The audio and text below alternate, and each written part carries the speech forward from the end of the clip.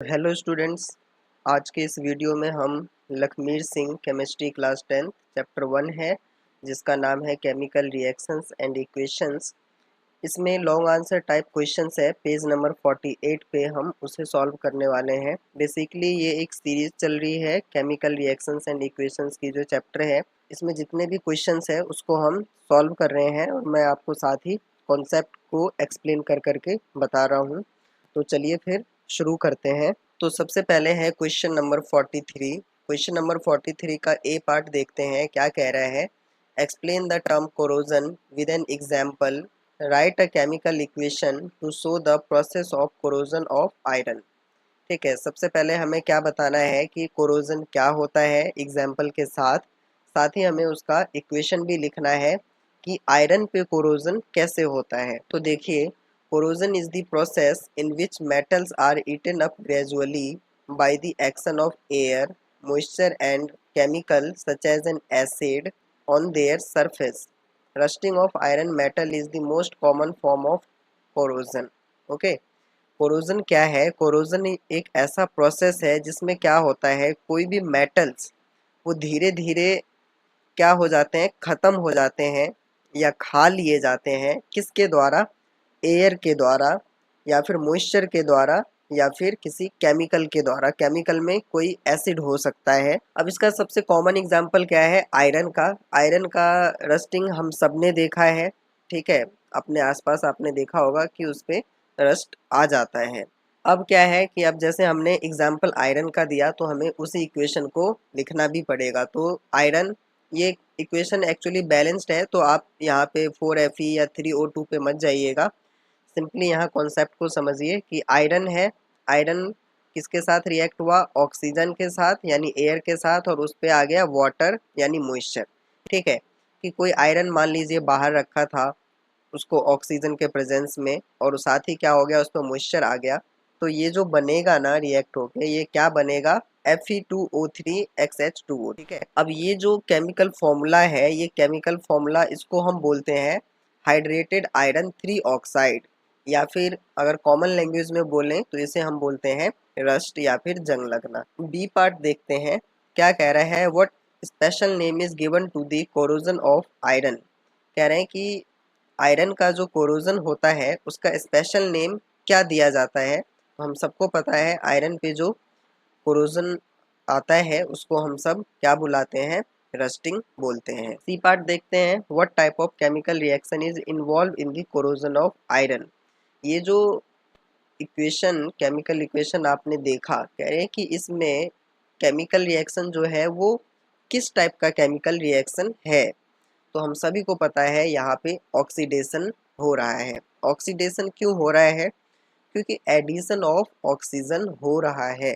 ठीक है, जैसे ये आयरन पहले नॉर्मल था, अब जब ये प्रोडक्ट बना है तो इसमें अगर आप देखेंगे तो ऑक्सीजन ही ऑक्सीजन ऐड हुआ है, और हम सभी को पता है एडिशन ऑफ ऑक्सीजन क्या कहलाता है?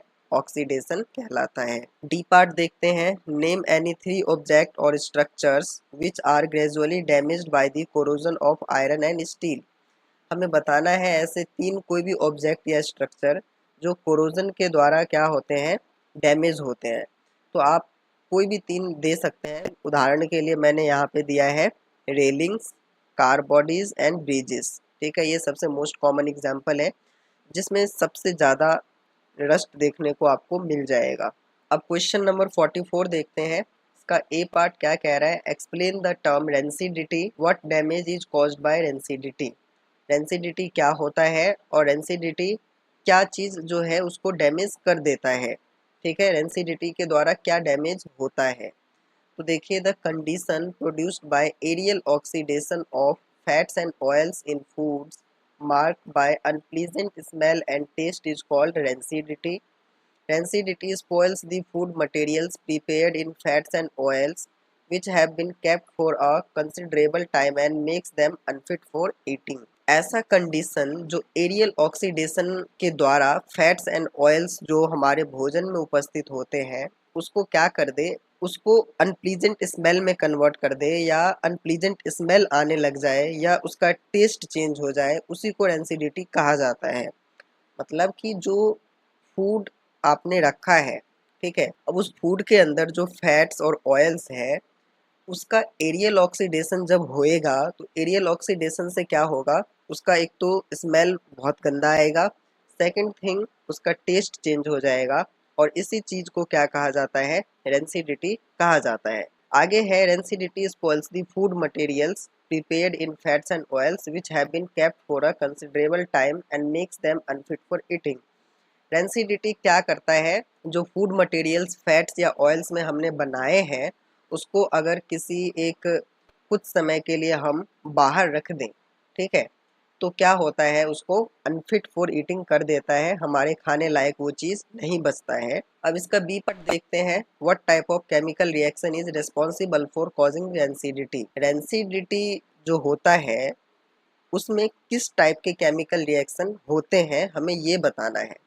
तो यहाँ पे क्या होता है, ऑक्सीडेशन रिएक्शन होता है, इसलिए हमने लिखा है oxidation reaction is responsible for causing rancidity. ठीक है, क्यों, क्योंकि अब जैसे अपने भोजन को बाहर रखा तो वो किसके साथ रिएक्ट कर रहा है, ओबियसली ऑक्सीजन के साथ ही कर रहा है ना, यानी उसमें ऑक्सीजन ऐड हो रहा है ना, और हम सबको पता है addition of oxygen is called oxidation. C part है, state and explain the various methods for preventing और retarding rancidity of food.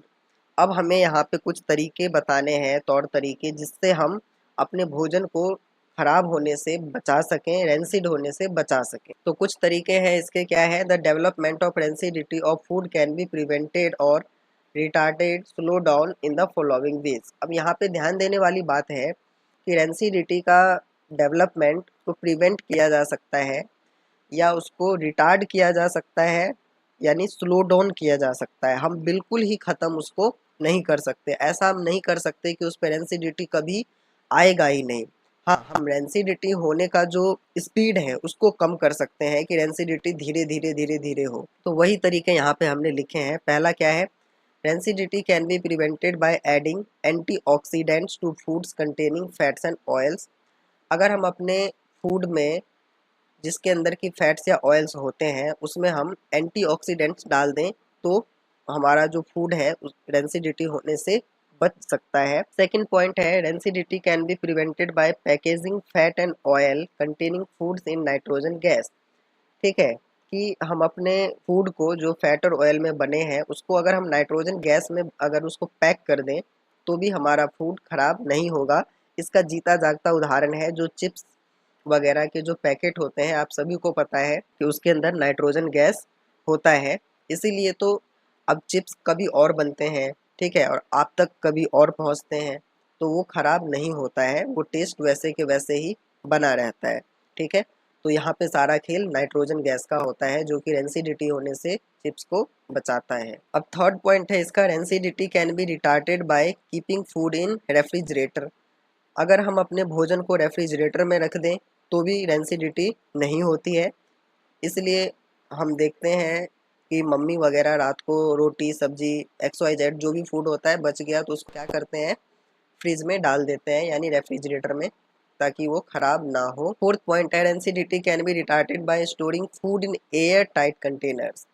Air tight containers के अंदर ही अगर हम उसको स्टोर कर दें तब भी खराब नहीं होती है। अब एयर टाइट कंटेनर्स का मतलब क्या है, जैसे मान लीजिए कि आटा है, ठीक है, अगर उसको हम पैकेट से निकालने के बाद अगर ऐसे ही बाहर एयर में रखेंगे तो वो कुछ दिनों के बाद खराब हो जाएगा। लेकिन उसी आटा को अगर हम किसी मान लीजिए कंटेनर में रखते हैं और उसको हम अच्छे से बंद कर देते हैं कि उसमें बाहर का जो एयर है अंदर एंट्री ना कर पाए, तो वही आटा कई दिनों तक कई महीनों तक चल जाता है। ये सब आपने घर में देखा होगा। ठीक है, लास्ट पॉइंट है, rancidity can B retarded bye storing foods away from light. ठीक है, अब ये बहुत इंटरेस्टिंग या बहुत कह सकते हैं कि एक नई बात है जो आप लोगों को लगी होगी कि अगर हम फूड को लाइट से दूर रखें, ठीक है, लाइट से अगर दूर रखें तो भी भोजन हमारा जल्दी से खराब नहीं होता है। नेक्स्ट क्वेश्चन है क्वेश्चन नंबर 45। इसका देखते हैं ए पार्ट। क्या कह रहा है, what happens when an aqueous solution of sodium sulphate reacts with an aqueous solution of barium sulphate. कह रहे हैं कि जब aqueous solution of sodium sulphate aqueous solution of barium chloride के साथ रिएक्ट करता है तो क्या होता है। When aqueous solution of sodium sulfate reacts with an aqueous solution of barium chloride, then a white precipitate of barium sulfate is formed along with sodium chloride solution। ठीक है, जब सोडियम सल्फेट का सॉल्यूशन बेरियम क्लोराइड के solution से react होता है तो क्या बना देता है, एक वाइट कलर का प्रेसिपिटेट बना देता है, किस चीज़ का, बेरियम सल्फेट का, और साथ ही सोडियम क्लोराइड सॉल्यूशन भी बनता है। ठीक है, ये सब आपको पता होगा क्योंकि अभी पीछे जो क्वेश्चन किया था हमने उसमें भी किया था। अब इसी क्वेश्चन का बी पार्ट देखते हैं। Write the balanced chemical equation for the reaction which takes place. अब यही जो स्टेटमेंट है इसी को हमें केमिकल इक्वेशन के फॉर्म में लिखना है।